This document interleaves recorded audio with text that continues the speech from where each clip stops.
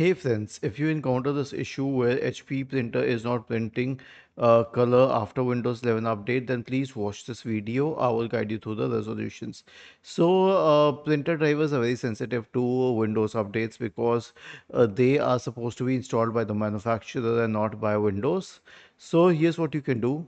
Go to the HP website and search for HP printer drivers. Hit enter, go to the official driver website.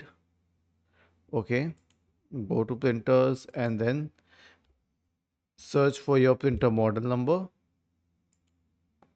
Okay, and then you can select the operating system for the computer that you have, and then you can download the drivers for it. Okay, or detect my software drivers and then download it.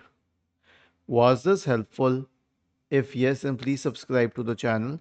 If not, then let us know in the comment section of the video on how we could help you further. Thank you for watching this video and have a nice day.